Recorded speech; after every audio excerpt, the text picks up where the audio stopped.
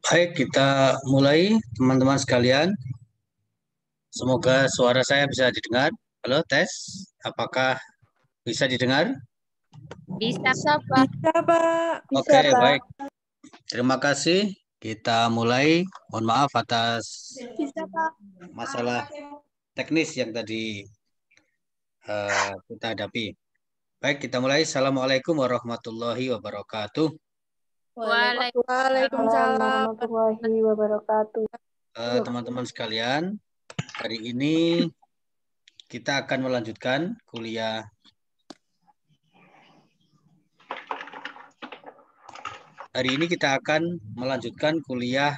AIK 3. Minggu lalu saya sudah menyampaikan sebuah bacaan yang berkaitan dengan anggaran dasar Muhammadiyah. Nah, hari ini kita akan membicarakan tentang sesuatu yang lebih mendasar, yang lebih filosofis berkaitan dengan Muhammadiyah ya. Kalau anggaran dasar itu memang hal-hal mendasar yang berkaitan dengan Muhammadiyah, tapi kalau tentang yang akan kita pelajari hari ini lebih filosofis, yakni kita akan membahas tentang misi gerakan Muhammadiyah. Jadi kita sudah tahu bagaimana latar belakang berdirinya Muhammadiyah secara singkat pada kuliah yang telah saya sampaikan melalui saluran YouTube beberapa 2 minggu yang lalu ya kalau tidak salah ya. Nah, sekarang kita akan membahas tentang sekali lagi misi gerakan Muhammadiyah. Jadi Muhammadiyah sebagai sebuah organisasi ini didirikan pastilah dengan membawa tujuan atau misi tertentu. Nah, dalam hal ini ada 4 poin atau 4 misi yang akan kita bicarakan. Meskipun saya yakin pada kuliah pagi hari ini kemungkinan tidak akan selesai membahas keempat-empatnya, tapi akan kita sebutkan 4 poin tersebut dan akan kita bahas secara detail satu persatu berdasarkan ketersediaan waktu kita hari ini nanti. Nah, apa 4 misi gerakan Muhammadiyah itu? Pertama adalah pemberdayaan kaum pinggiran. Kemudian yang kedua, menyatukan umat Islam. Lalu yang ketiga adalah memberdayakan kaum perempuan. Dan yang keempat adalah memelihara dan mengembangkan akal manusia. Jadi ini adalah 4 misi gerakan Muhammadiyah. Tentu saja kalau kita membaca buku ulasan atau teori dari ilmuwan-ilmuwan atau pemikir atau sarjana Muhammadiyah yang lain, akan kita temukan banyak versi dan tidak hanya 4 ini. Tetapi 4 misi gerakan Muhammadiyah ini kita tampilkan sebagai salah satu contoh bahwa Muhammadiyah sebagai sebuah gerakan memiliki perhatian yang cukup besar dalam berbagai persoalan yang dihadapi oleh umat Islam di Indonesia terutama dan tentu saja di dunia secara umum.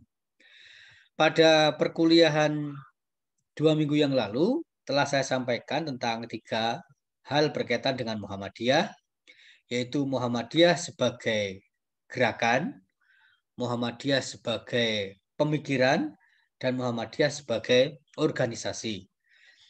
Minggu lalu ketika saya memberikan dokumen atau bacaan tentang anggaran dasar dan anggaran rumah tangga Muhammadiyah, sebenarnya kita sedang berbicara tentang Muhammadiyah sebagai sebuah organisasi. Yang namanya organisasi itu tentu ada aturan yang mengikat atau yang diletakkan sebagai dasar bagi para anggota dan pimpinan organisasi itu untuk menjalankan organisasi tersebut. Termasuk salah satunya adalah anggaran dasar dan anggaran rumah tangga. Kemudian yang akan kita bicarakan hari ini berarti Muhammadiyah sebagai gerakan. Dan nanti seiring dengan perjalanan perkuliahan kita ini, kita akan membicarakan tentang Muhammadiyah sebagai pemikiran. Nah, dalam hal gerakan ini 4 itu tadi, jadi sekali lagi 4 misi gerakan Muhammadiyah yang saya sampaikan itu tentu saja bukan satu-satunya versi tentang misi gerakan Muhammadiyah. Maknanya ada banyak sarjana dari Muhammadiyah, pemikir dari Muhammadiyah lain, pemikir-pemikir lain dari Muhammadiyah yang mengembangkan teori tentang apa saja yang telah dilakukan oleh Muhammadiyah. Tetapi itu tidak berarti bahwa terjadi adanya perbedaan visi atau misi. Misinya tetap sama, tapi cara para ilmuwan atau sarjana di dalam Muhammadiyah mengungkapkan itu mungkin berbeda-beda. Nah, sebelum sampai kepada penjelasan tentang masing-masing dari 4 poin tersebut, tentu saya ingin terlebih dahulu mengemukakan tentang etika gerakan Muhammadiyah. Karena kalau kita lihat 4 poin yang tersebut di atas, yaitu 4 misi gerakan Muhammadiyah tadi, maka semuanya sebenarnya punya satu kerangka tujuan, yaitu untuk kemanusiaan. Nah, karena memiliki tujuan untuk kemanusiaan, tentu saja tidak boleh meninggalkan etika. Sehingga di sini saya ingin mengutip sebuah kerangka teori yang ditulis oleh Profesor Munir Mulkhan tentang etika gerakan Muhammadiyah. Nah, menurut Profesor Munir Mulkhan, etika gerakan Muhammadiyah itu adalah pertama ada sukarela atau rasa sukarela untuk kemanusiaan. Maknanya adalah dalam menjalankan misinya, Muhammadiyah itu mendasarkan diri kepada etika sukarela. Sukarela itu maknanya tanpa dipaksa, tanpa mengharapkan imbalan, dan semata-mata melakukannya demi kemanusiaan, bukan untuk tujuan-tujuan yang lain. Dalam bahasa yang sederhana atau bahasa yang umum digunakan dalam Islam adalah ada kata-kata ikhlas atau istilah ikhlas dan istilah riya. Sukarela untuk kemanusiaan itu berarti posisinya ada pada domain keikhlasan. Sementara kalau melakukannya untuk hal-hal yang di luar kemanusiaan atau di luar tujuan-tujuan membebaskan manusia dari keterbelengguan yang dia alami, maka itu domainnya adalah pada domain riya.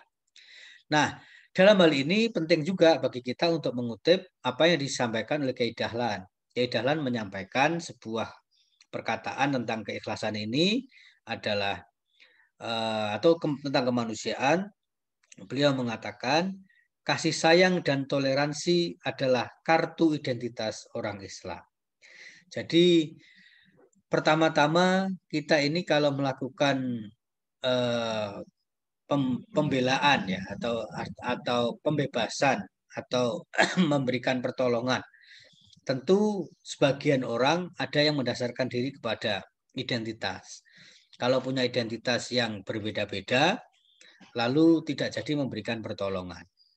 Maka dalam hal ini kita bisa berbeda organisasi, berbeda agama, berbeda latar belakang, berbeda suku bangsa, berbeda katakanlah afiliasi politik, tetapi sesungguhnya kita ini diikat oleh satu rasa persaudaraan, yaitu rasa persaudaraan sebagai manusia. Maka yang dikatakan oleh Kiai Dahlan bahwa kasih sayang dan toleransi adalah kartu identitas orang Islam, itu sebenarnya menyatakan bahwa umat Islam ini apapun perbedaan yang terjadi dalam diri mereka, baik perbedaan pada tingkat organisasi, perbedaan pada tingkat pilihan-pilihan madhab, atau perbedaan dalam hal pilihan-pilihan politik misalnya, maka sebenarnya kita sama-sama diikat oleh rasa kemanusiaan. Nah, itu ya. Kemudian yang kedua, etika gerakan Muhammadiyah yang kedua adalah kebersamaan. Kebersamaan ini artinya bahwa yang dilakukan oleh Muhammadiyah itu untuk tujuan kemaslahatan bersama. Dan dalam kerangka organisasi misalnya tidak boleh ada orang berjalan secara sendiri-sendiri. Meskipun demikian, betapapun etika ini telah digariskan, tentu saja dalam kenyataan di masyarakat atau di lapangan kita sering menyaksikan adanya orang-orang tertentu, kelompok-kelompok tertentu yang bertindak di luar kontrol atau di luar kesepakatan bersama. Maka dalam hal seperti ini, etika gerakan Muhammadiyah harus kembali kita ingat bahwa etika gerakan Muhammadiyah itu adalah kebersamaan. Nah, tentu kebersamaan itu tidak hanya menyangkut bahwa hal-hal yang kita lakukan harus merupakan kesepakatan bersama, tetapi juga berarti bahwa dengan kebersamaan itu bermakna kita tidak boleh melakukan klaim-klaim individual. Oh itu kalau tidak karena saya tidak terjadi ya misalnya begitu. Etika Muhammadiyah menggariskan itu. Berarti sekali lagi kebersamaan ini di dalamnya juga ada domain keikhlasan. Bahwa orang ketika sudah menjadi karya bersama ya itu menjadi karya bersama dan Muhammadiyah dengan etika gerakannya memberikan satu penegasan bahwa tidak boleh menonjol-nonjolkan diri betapapun kadang-kadang memang dalam sebuah komunitas selalu saja kita temukan hal-hal seperti itu. Yang ketiga adalah profesional tanpa pamrih. Ini dua hal yang bagi masyarakat modern mungkin agak bertentangan. Kalau profesional itu ya dengan pamrih, kan itu ya. Nah, Muhammadiyah ini dahsyat sekali karena mengatakan di sini adalah profesional tanpa pamrih. Tanpa pamrih tapi profesional.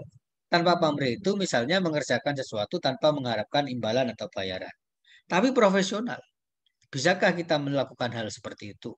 Pada dasarnya atau pada umumnya orang melakukan sesuatu secara profesional itu karena ada embel-embel, ada hak ya dan kewajiban, ada jasa ya ada imbalan. Nah ini Muhammadiyah enggak. Muhammadiyah mengatakan profesional tanpa pamrih. Jadi dalam melakukan dalam memberikan pertolongan kepada sesama manusia harus kita lakukan secara profesional. Profesional itu hal terbaik yang ada dalam kemampuan kita lakukan, tapi semua itu kita lakukan dengan tanpa pamrih. Yang keempat, yang disebut dengan etika welas asih.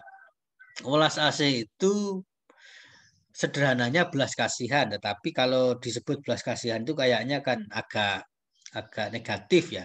Sehingga welas asih itu ya etika kasih sayang gitu. Etika kasih sayang kepada sesama manusia, sesama makhluk Allah dan juga semua yang ada di alam raya ini. Kemudian etika kebudayaan. Hidup dalam sebuah masyarakat itu pasti meniscayakan keterlibatan kita dalam nilai-nilai yang dikembangkan di dalam sebuah masyarakat itu, gitu ya. Nah, dalam hal ini Muhammadiyah mengembangkan sebuah etika yang disebut dengan etika kebudayaan.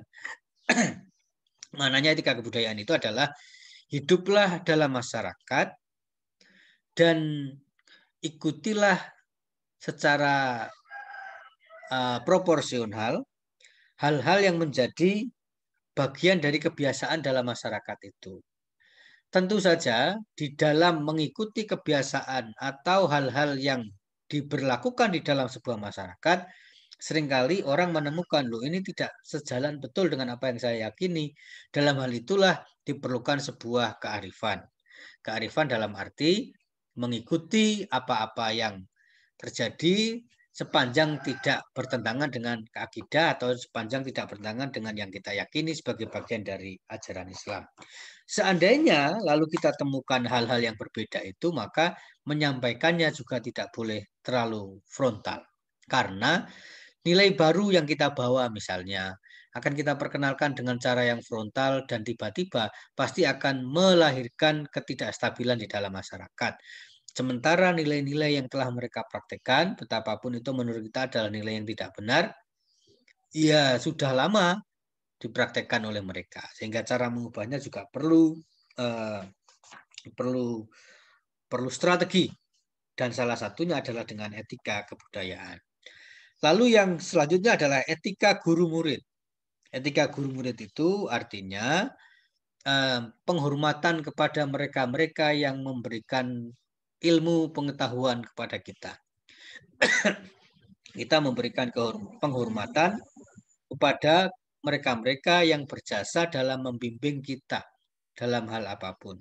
Nah, jadi betapapun banyak orang mengkritik di dalam Muhammadiyah itu sebagai organisasi modern kadang-kadang melupakan nilai-nilai dasar seperti ini, tetapi sebenarnya etika guru murid merupakan bagian dari etika gerakan Muhammadiyah yang harus kita jaga bersama-sama. Kemudian etika kenabian. Etika kenabian itu maknanya hal-hal yang dilakukan oleh para nabi itu harus menjadi bagian yang kita praktikkan dalam berorganisasi atau dalam menjalankan aktivitas beragama melalui Muhammadiyah. Nah, misalnya ada hal apa di dalam etika kenabian itu? Ya tentu saja salah satunya kalau kita membaca tentang Muhammadiyah itu ada salah satu yang disebut dengan etika profetik atau etika kenabian itu adalah membebaskan yang tertindas. Jadi yang dilakukan oleh para nabi itu selalu berkaitan dengan pembebasan. Membebaskan manusia dari belenggu ketertindasan penguasa misalnya. Membebaskan manusia dari belenggu ketertindasan kebodohan misalnya. Atau membebaskan manusia dari belenggu ketertindasan akibat diperbudak oleh Tuhan-Tuhan yang sebenarnya bukan Tuhan. Nah, itu juga harus menjadi bagian dari etika Muhammadiyah.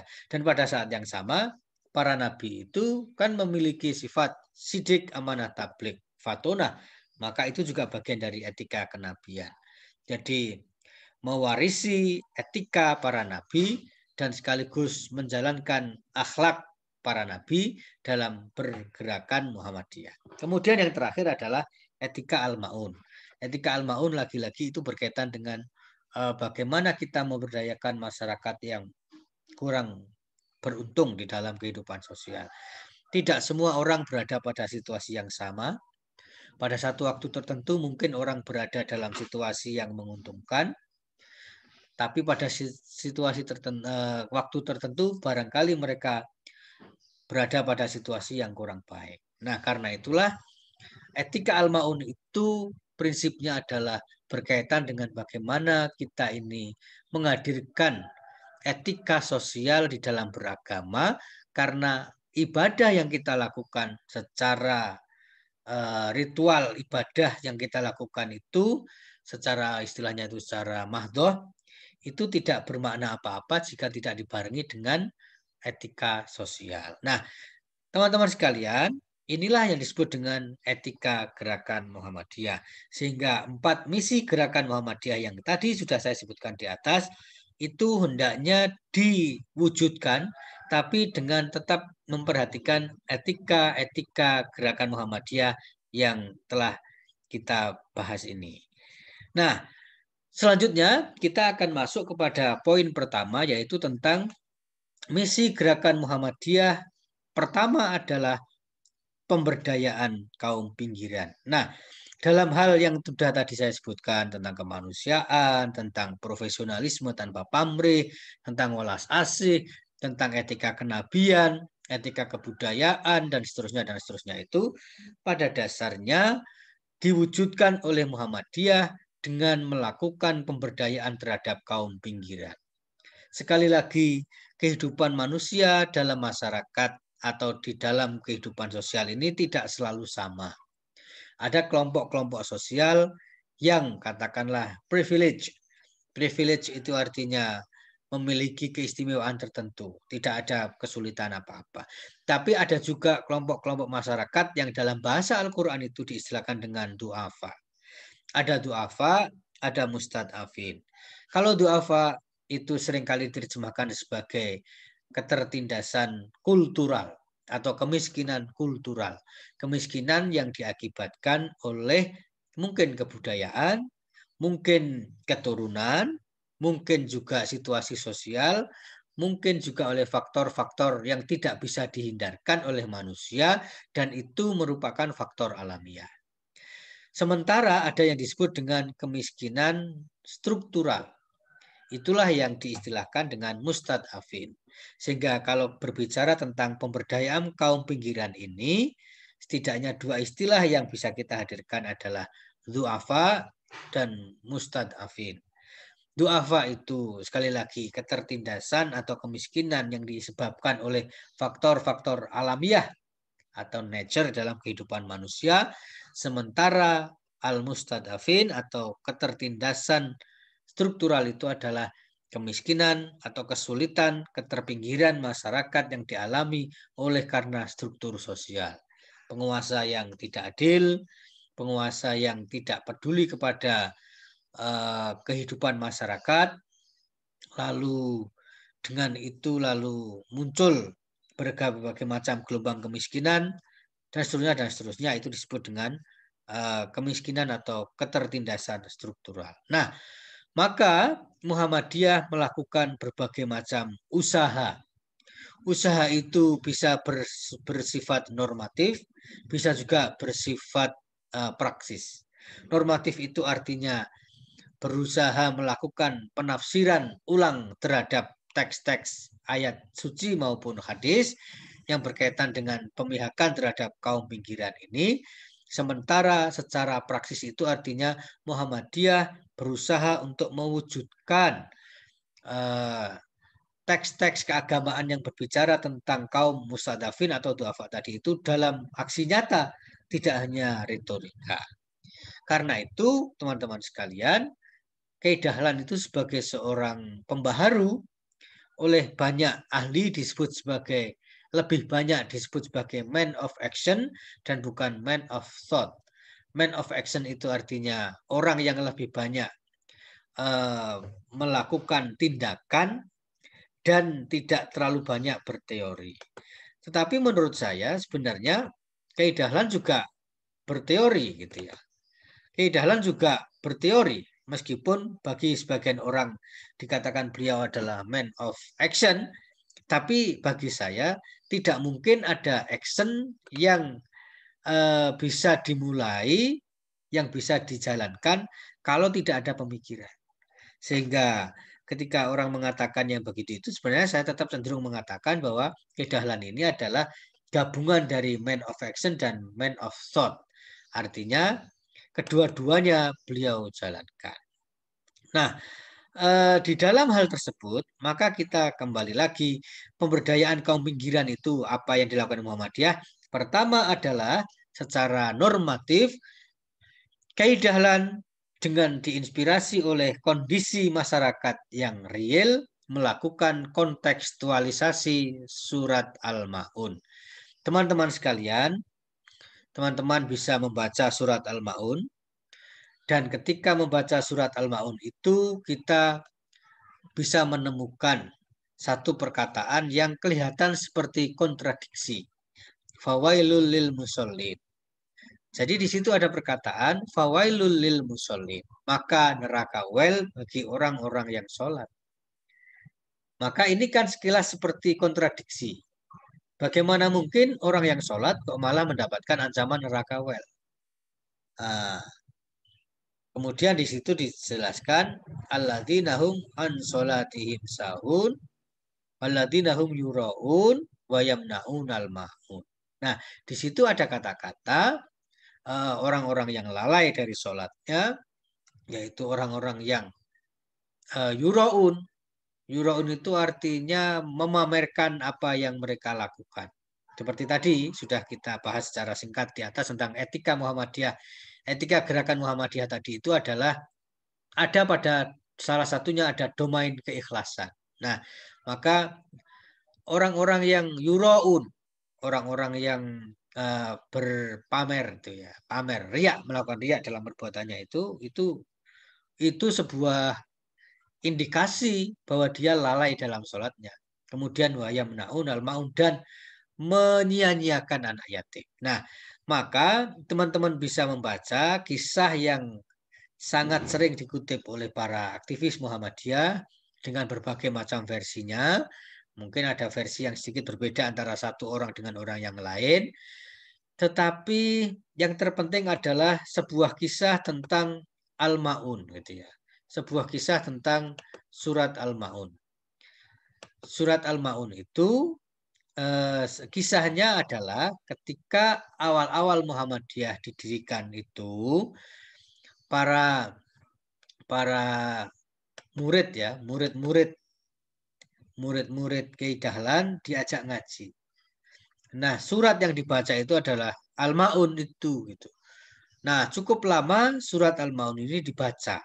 Dibaca dan terus dibaca karena berminggu-minggu, mungkin juga ada yang menyebut berbulan-bulan surat ini terus-menerus dibaca, maka murid-murid Kiai Dahlan kemudian bertanya, Pak Yai, sudah lama kenapa pelajaran kita nggak berubah?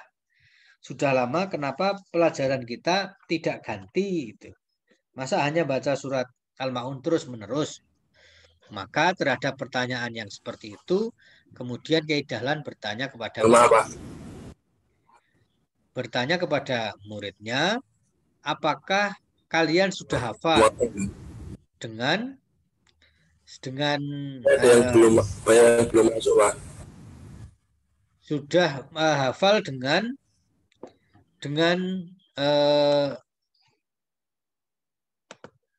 surat itu gitu ya. Surat itu. Kemudian mereka mengatakan sudah.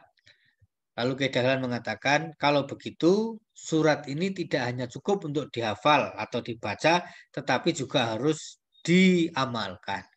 Maka Kiai Dahlan kemudian meminta murid-muridnya itu untuk melakukan aksi sosial, mencari anak yatim, dimandikan, disekolahkan, dirawat, dan seterusnya.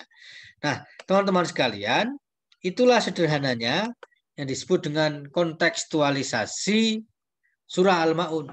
Jadi Al-Maun yang selama ini hanya dibaca oleh Kiai Dahlan dikontekstualisasikan.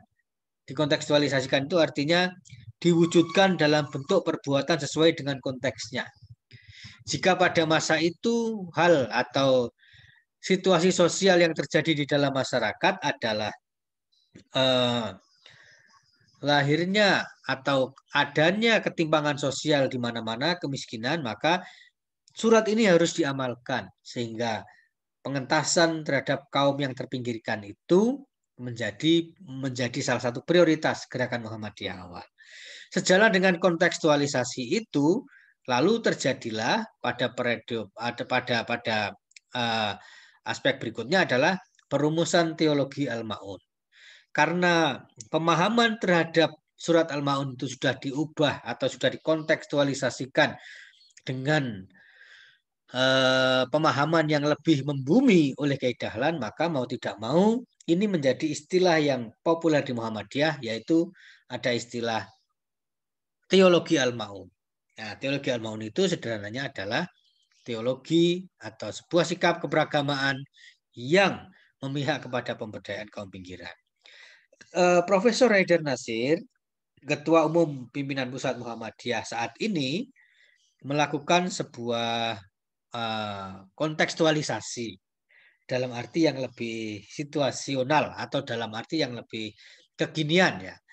Beliau menyebutkan bahwa perumusan teologi Al-Maun atau pemberdayaan Muhammadiyah, pemberdayaan kaum pinggiran yang dilakukan oleh Muhammadiyah itu didasarkan kepada beberapa prinsip. Pertama adalah bahwa Islam itu adalah agama amal. Nah, artinya Islam memberikan perhatian yang sangat besar kepada implementasi dari prinsip-prinsip yang disebutkan di dalam Quran maupun hadis atau teks-teks keagamaan. Nah, sebagai agama amal, Islam menjunjung tinggi perbuatan baik sebagai bagian dari iman. Maka tidak ada orang yang mengaku beriman saja, tapi iman itu harus dibarengi dengan amal soleh. Nah, karena itu di dalam Al-Quran banyak kita temukan ayat-ayat yang menyandingkan waladina ya ayyuhalladzina amanu. Kemudian juga di samping amanu ada amilus sholihat. Jadi beriman, beramal soleh. Beriman, beramal soleh. Amanu wa amilus sholihat. Kalau kita perhatikan, kenapa disandingkan antara amanu dan amilus sholihat? Karena iman itu mula-mula di hati. Tetapi tidak cukup hanya di hati, karena kalau seseorang itu menyatakan beriman, maka harus melakukan perbuatan baik. Sehingga prinsip pertama yang disampaikan oleh Prof. Haidar itu adalah bahwa Islam sebagai agama amal menjunjung tinggi perbuatan baik sebagai bagian dari iman. Yang kedua adalah Islam agama pembebasan yang mengangkut kaum lemah dari penindasan. Oke, kita lihat sejarah Islam pada periode awal. Apakah yang mengikuti Nabi Muhammad kebanyakan adalah kaum elit di dalam masyarakat? Karena kalau kita lihat sejarah Islam periode awal, ternyata Nabi Muhammad dan para pengikut Islam periode awal itu justru dimusuhi oleh elit-elit masyarakat yang disebut sebagai kaum Quraisy.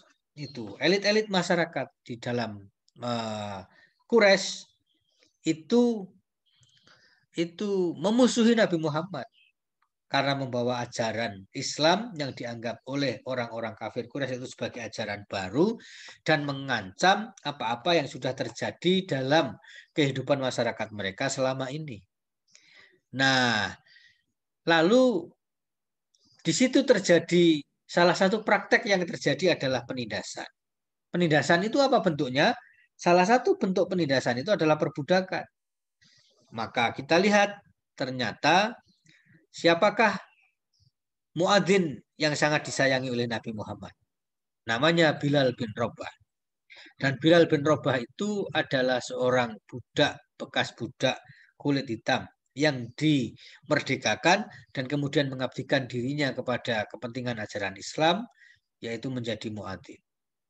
Berarti ini contoh ya, bahwa yang dicontohkan oleh para nabi mengangkat manusia lemah, mengangkat mereka-mereka yang lemah dari penindasan. Sehingga ketika awal-awal itu sekali lagi pengikut Nabi Muhammad lebih banyak berasal dari kaum yang tertindas karena agama yang dibawa oleh Nabi Muhammad yaitu agama Islam memiliki misi membebaskan manusia dari ketertindasan. Oke, kemudian yang ketiga adalah Islam adalah agama praksis. Artinya agama yang tidak hanya memberikan perhatian kepada ajaran semata-mata, tapi juga memberikan perhatian kepada tindakan. Nah, Pak, permisi Pak. Jadi ini ya tiga ya. Jadi Islam sebagai agama amal yang menjunjung tinggi perbuatan baik sebagai bagian dari iman. Kemudian Islam adalah agama pembebasan yang mengangkat kaum lemah dari penindasan. Dan Islam adalah agama praksis, yaitu agama yang bersifat humanis, kemanusiaan, kemudian emansipatoris. Emansipatoris itu artinya melibatkan semua orang, tidak boleh ada yang tertinggal, lalu membawa orang lemah menjadi berdaya dan maju. Nah, jadi ini. Kemudian, bagaimana Muhammadiyah mewujudkan pemihakan kepada pemberdayaan terhadap kaum pinggiran itu? Maka ada 6 gerakan atau 6 bidang yang diambil oleh Muhammadiyah sebagai bagian untuk melakukan pemihakan kepada kaum yang tertindas itu. Pertama adalah aspek atau pada bidang pendidikan. Kedua adalah pada bidang kesehatan. Yang ketiga adalah pada bidang pelayanan sosial. Yang keempat adalah pemberdayaan masyarakat. Kemudian yang keenam adalah yang kelima adalah penanggulangan bencana. Dan yang keenam adalah lembaga amil zakat. Nah, jadi kalau kita lihat, ini adalah di antara bidang-bidang strategis dalam kehidupan masyarakat yang diambil oleh Muhammadiyah untuk mewujudkan misi gerakannya, yaitu memberdayakan kaum pinggiran. Oke, bagi sebagian orang mungkin pendidikan tidak dimasukkan, tapi saya akan memasukkan pendidikan karena pendidikan itu sangat penting. Nah, oke. 6 bidang yang diambil oleh Muhammadiyah untuk menjadi sebagai media, sebagai sarana untuk melakukan pemberdayaan kaum pinggiran itu akan kita bahas satu persatu mulai dari pendidikan. Saya meyakini pendidikan adalah sarana yang sangat baik dan kalau tidak malah satu-satunya ya, sarana untuk melakukan mobilitas sosial.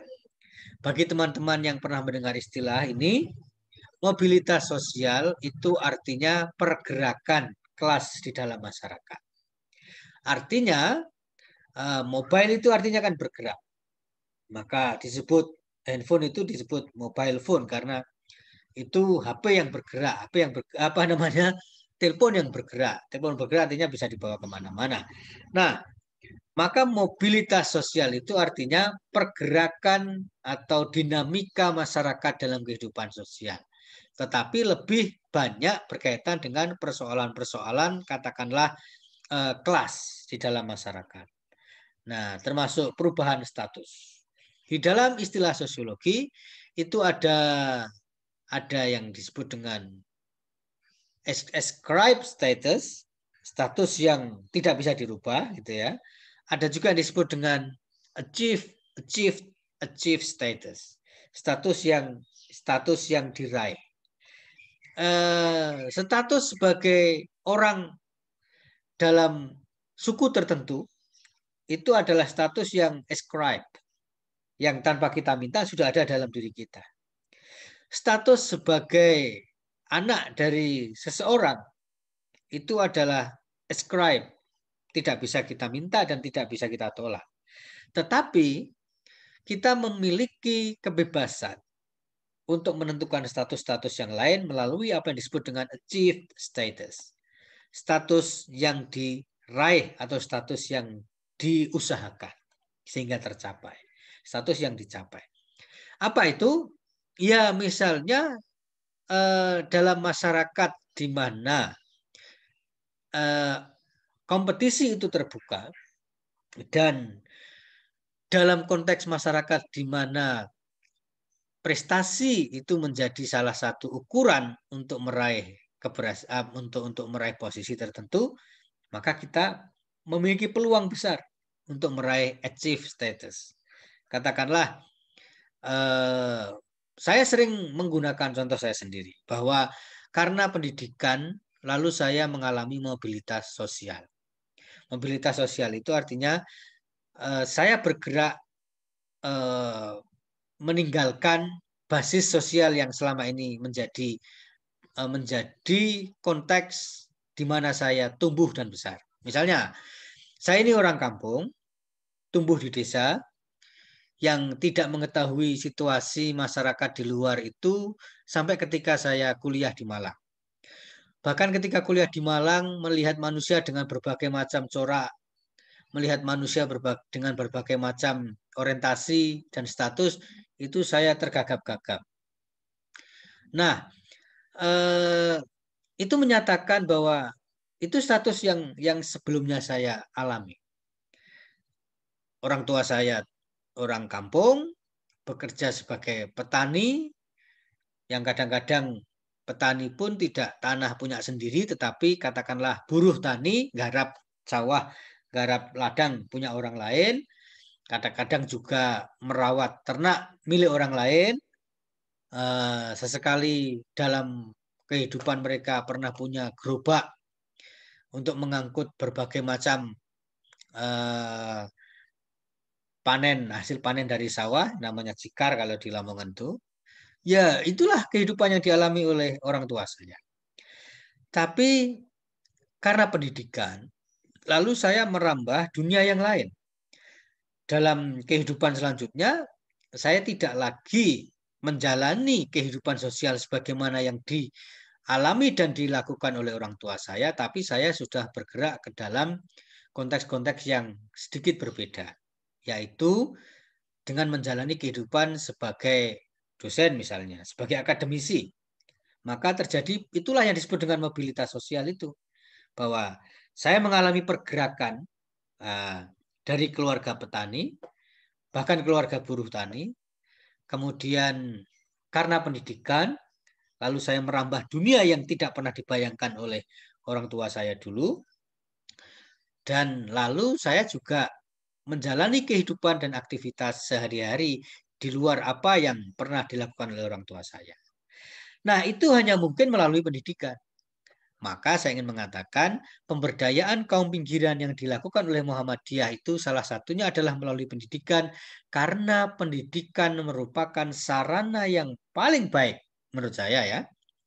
Itu sarana yang paling baik untuk melakukan atau terjadinya mobilitas sosial. Oke. Tetapi itu pun tidak mudah. Kita tahu kemampuan pemerintah terbatas. Nah, dalam hal ini, maka yang dilakukan oleh Muhammadiyah dengan memberdayakan kaum pinggiran itu salah satunya adalah melalui pendidikan dengan membantu pemerintah menyediakan sarana pendidikan. Oke, saya ingin kembali lagi ke cerita yang saya alami sebagai contoh, karena saya tidak tahu contoh yang dialami teman-teman. Kalau ada yang kalau ada yang sama ya kebetulan bagus, itu untuk kita jadikan sebagai contoh kasus di dalam pemberdayaan kaum pinggiran oleh Muhammadiyah. Sampai dengan tahun 1980-an, pertengahan 1980-an, di desa saya, dusun tepatnya, itu tidak ada lembaga pendidikan formal. Saya ingat persis, sekitar tahun 1985 atau 86.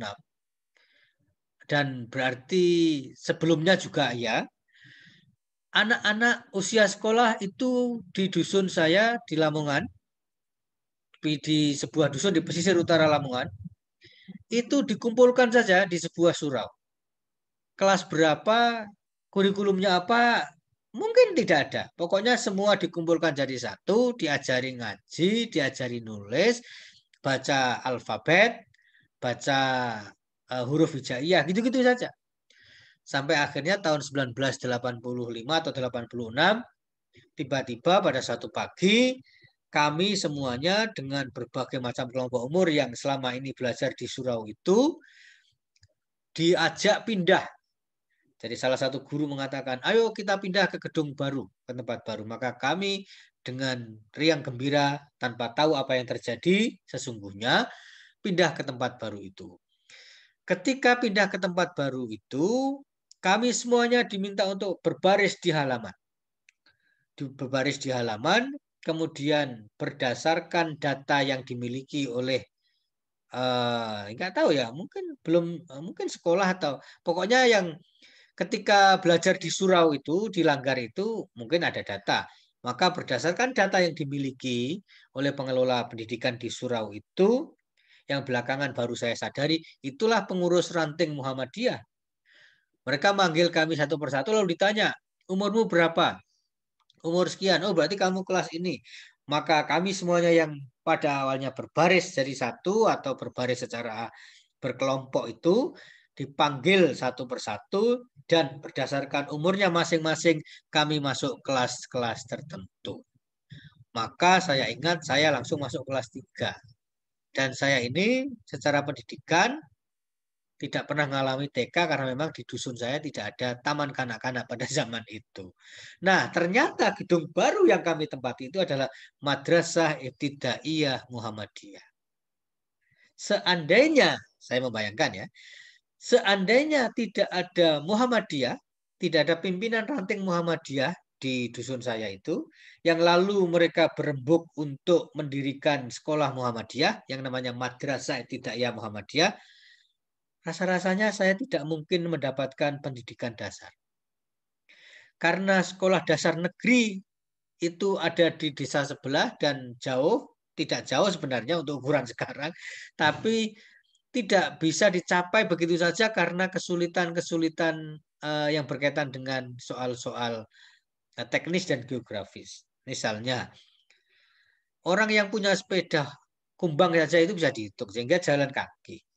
Lalu jalan yang harus dilalui itu pada musim kemarau, oke, tetapi begitu musim hujan maka itu seperti sawah saja jalan itu. Sehingga sulit sekali kita membayangkan akan sekolah di tempat atau di desa tetangga itu untuk sampai ke sekolah dasar negeri tersebut.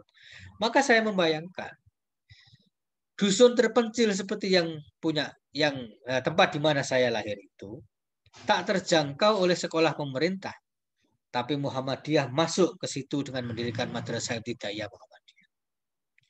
Dan karena pendidikan dasar yang disediakan oleh Muhammadiyah itulah, lalu kami, termasuk saya, punya keinginan-keinginan yang besar, punya keinginan-keinginan yang tinggi, punya cita-cita yang mungkin bagi sebagian orang pada saat itu tidak mungkin, tapi kemudian tercapai.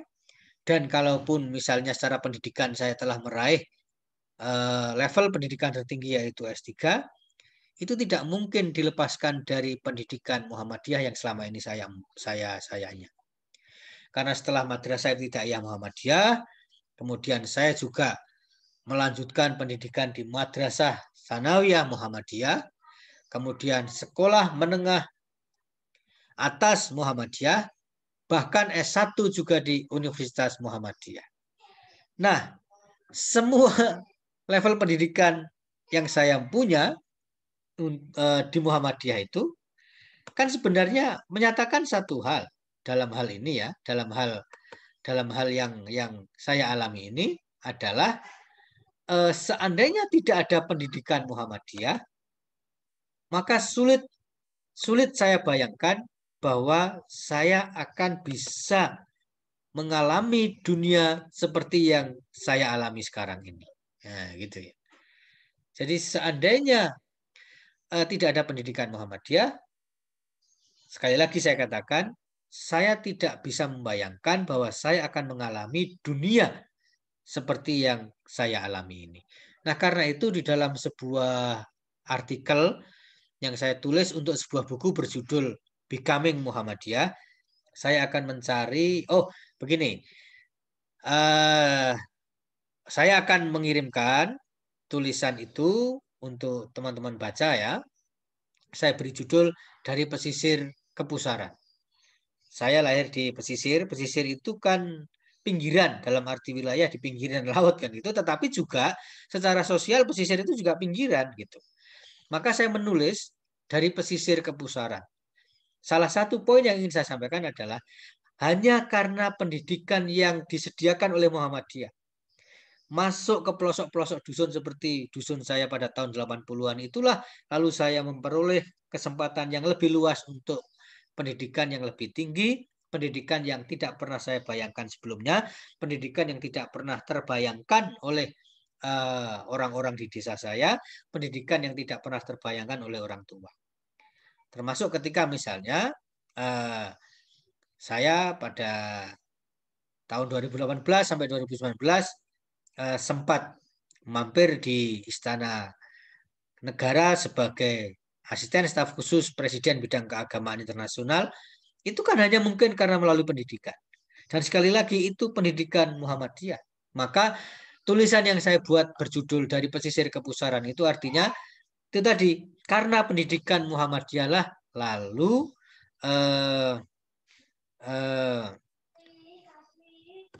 lalu saya memperoleh kesempatan itu tadi. Oke ya, gitu. Jadi itu ya.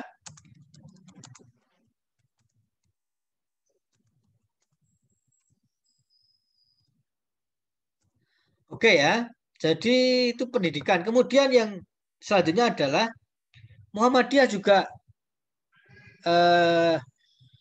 berusaha untuk memberdayakan kaum pinggiran itu dengan menyediakan pendidikan yang terjangkau.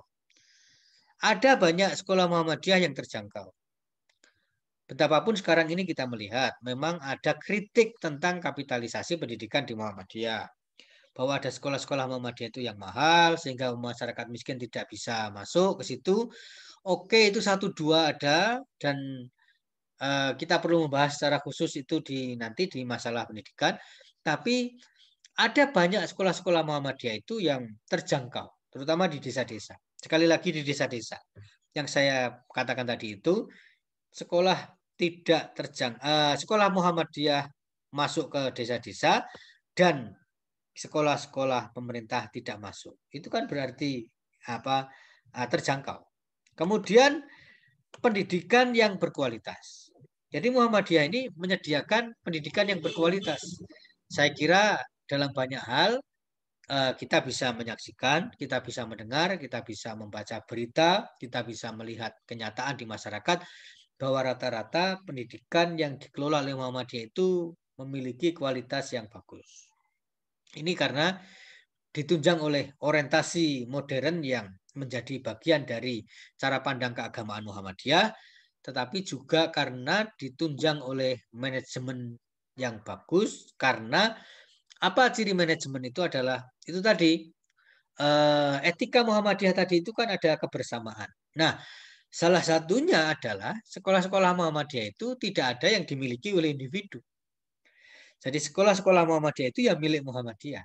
Nah, karena secara kepemilikan menjadi milik Muhammadiyah, maka ini memungkinkan terjadinya inovasi-inovasi secara cepat dan apalagi Muhammadiyah juga terbuka terhadap perubahan-perubahan.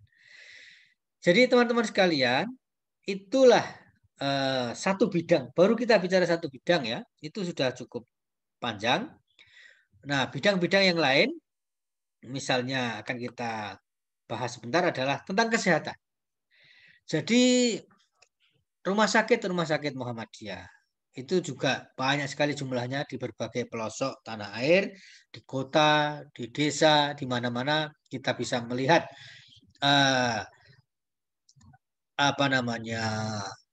pusat-pusat kesehatan Muhammadiyah, dan itu kan bagian dari upaya untuk memberdayakan kaum pinggiran. Tidak hanya itu, belakangan Muhammadiyah punya puskesmas apung atau rumah sakit apung berupa kapal. Jadi kapal yang disulap menjadi pusat kesehatan dan ada di berbagai tempat. Kemudian kita juga tahu Muhammadiyah punya program 1000 klinik itu. Sehingga kita lihat di mana-mana di berbagai penjuru tanah air ini kita melihat klinik-klinik yang didirikan oleh Muhammadiyah atau yang dimiliki oleh Muhammadiyah bertebaran. Kemudian yang terkenal tentang Muhammadiyah itu misalnya lagi adalah tentang penanggulangan bencana. Nah, bagi teman-teman yang sudah tahu, barangkali pernah mendengar apa yang disebut dengan MDMC, Muhammadiyah Disaster Management Center.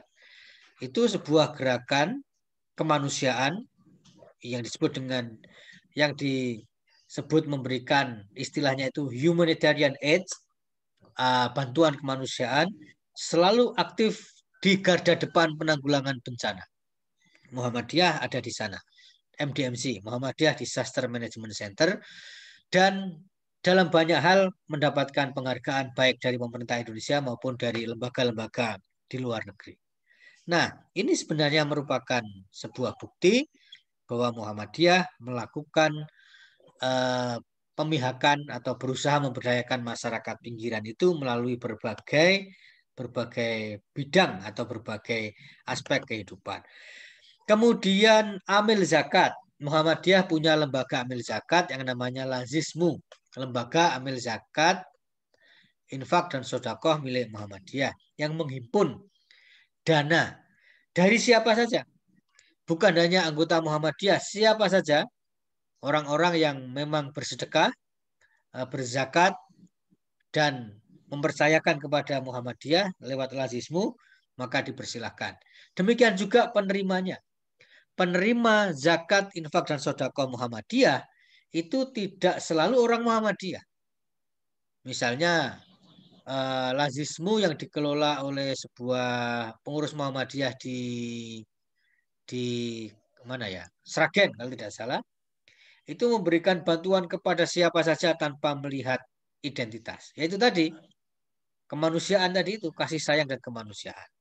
Kemudian juga ada pemberdayaan masyarakat melalui pertanian, melalui perkebunan, melalui peternakan, dan seterusnya. Sehingga di Muhammadiyah ada namanya MPM, Majelis Pemberdayaan Masyarakat. Maka masyarakat, petani, nelayan, buruh juga punya kesempatan yang sama untuk bergabung dengan Muhammadiyah melalui kegiatan-kegiatan seperti itu. Nah, inilah teman-teman sekalian, kita baru membahas satu misi, yaitu pemberdayaan kaum pinggiran. Yang selanjutnya yaitu ada Ada 4 kan, jadi menyatukan umat akan kita bahas pada pertemuan berikutnya. Lalu memberdayakan kaum perempuan, lalu memelihara dan mengembangkan akal manusia. Nah, sampai di sini barangkali ada yang mau didiskusikan atau ditanyakan. Dipersilahkan baik menulis lewat kolom chat maupun langsung komentar dengan voice di sini. Saya persilahkan jika ada ya.